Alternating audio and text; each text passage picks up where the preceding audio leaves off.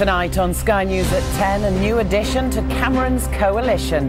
The Prime Minister and his wife have a baby girl while on holiday in Cornwall, weeks earlier than expected.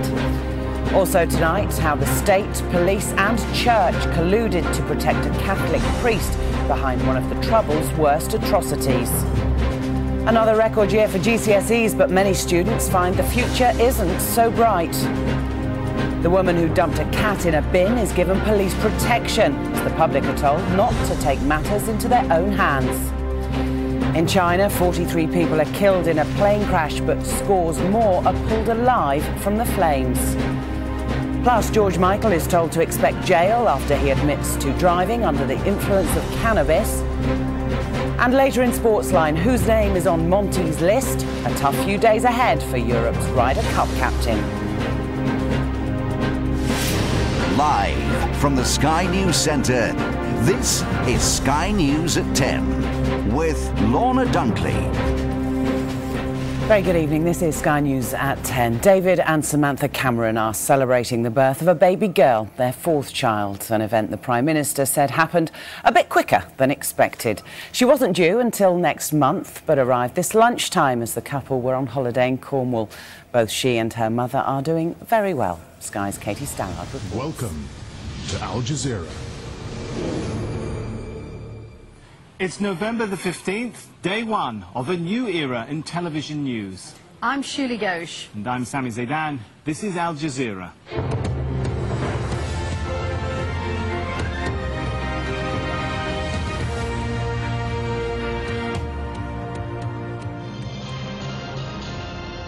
Welcome back. Welcome back. Ahead of me, there's the rest of the convoy and the people who've been, there have been just everywhere we've gone. People have been pouring out onto the streets in celebration. In fact, most of the time you can't hear yourself think. And I'm only wearing this helmet and the bulletproof vest, not because I feel in any danger whatsoever, but because there are so many bullets flying around as they're firing off into the air, these celebratory volleys of shots. And I don't want any of them landing on me. And that's the only reason why I'm wearing it. It feels absolutely safe.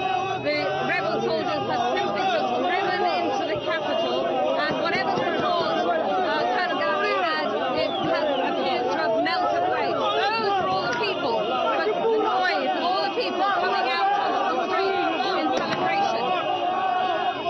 Each of these vehicles is surrounded by them. I don't know whether Jim, our cameraman, can somehow.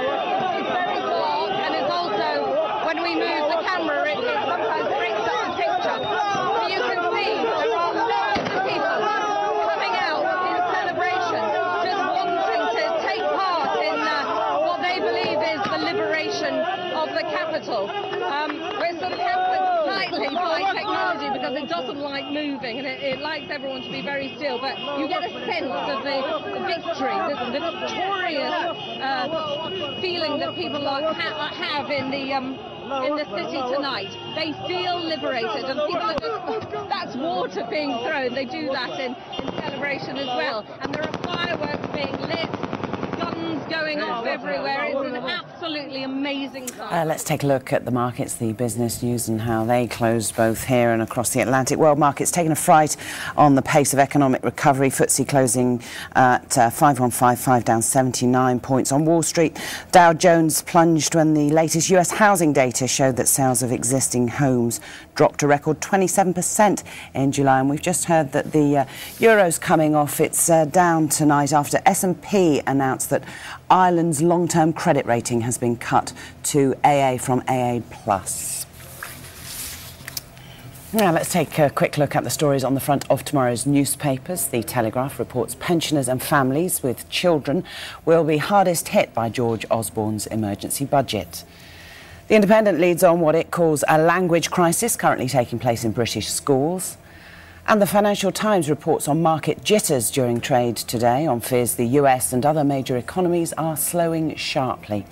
That's just a few. Stay with us here on Sky News for our full review of Wednesday's front pages at 10:30. Now, to some sad news here on Setanta Sports News. We launched this channel more than a year and a half ago, on November the 29th, 2007 to be precise. During that time, it's been an absolute pleasure to bring you the very latest breaking news from the world of sports. You've helped make this channel great, and we've enjoyed very much reading the hundreds of thousands of texts and emails you've sent us.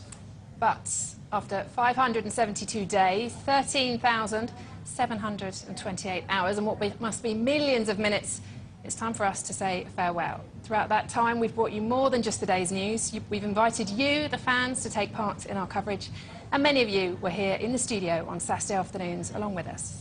Well, we produced several special programmes, including the Steve Claridge Phone-In, the Steve Bunce Boxing Hour, and of course our weekly look into the world of the Ultimate Fighting Championship, Ultimate Talk. Most importantly, though, we've been incredibly proud to bring you the stories of the day from every sport, regardless of the rights holder. But for reasons you've all read about over the past few weeks, we can no longer continue. So there's just time for us to say goodbye from everybody here at Setanta Sports News, and thank you very much for watching.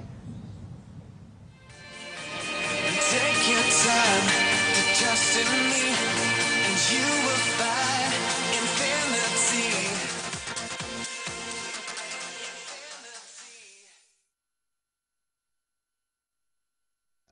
But and then, in fact, so it was much closer with Mel Brooks than with your other famed collaborator we mentioned, Richard Pryor. Oh, yeah. That was, but you made a very good team. We did. But you weren't as close. We were close on the set, on location, or wherever we were. We hugged and laughed, but privately, socially, he had his own gang. I wanted to do something with him socially. We went to maybe one movie together and to meet and have dinner with a producer or two, or a cast party, but otherwise we didn't see each other. It's memorable that I meet you again. I'm very happy for that. And vice versa. Thank you, David. Great to see you again. Thank you, David.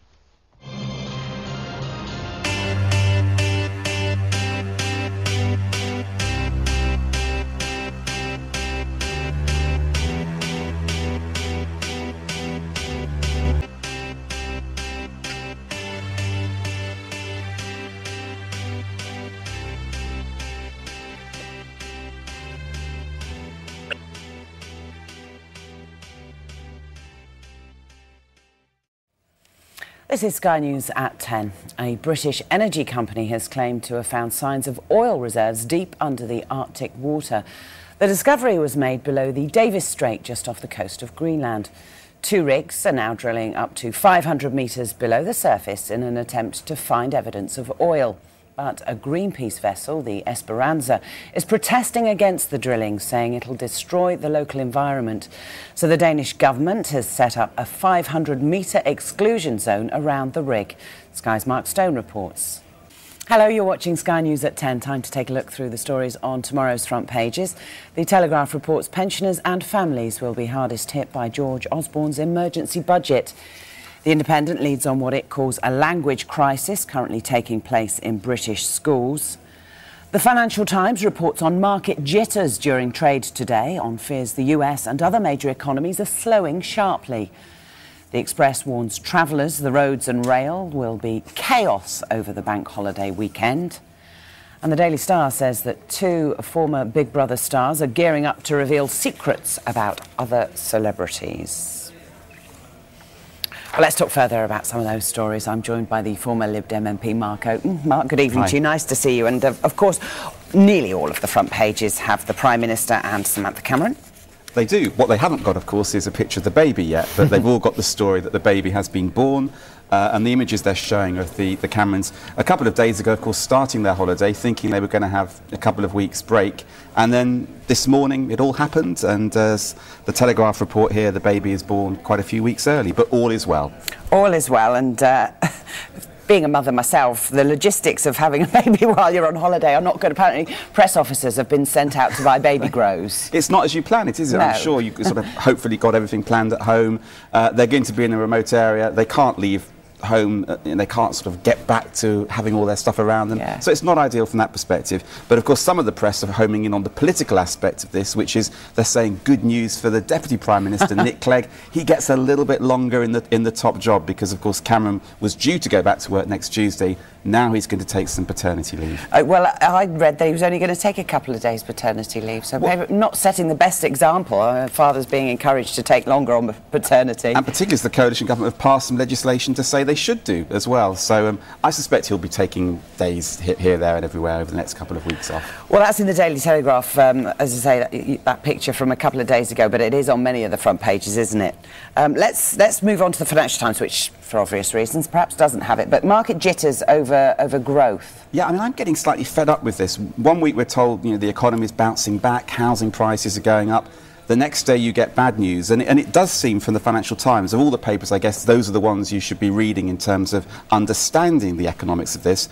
But what they're saying is based on some figures in the USA housing market, and you remember that's where this all started a couple of years to go wrong. Well, those figures are not as good as are expected. It's triggered, as these things do, a big set of market jitters, and it means all the stock markets have gone down, and the FT on the front page is saying, look, you know, the jitters are back, there is concern about a double-dip recession, and it's all because of those American housing issues. And the knock-on effect, as we saw, as you say, a couple of years ago, does filter right through to you and I. On a different channel in the future. Do you in a different format, maybe? I think there's still mileage left in BB. It has changed television in many ways.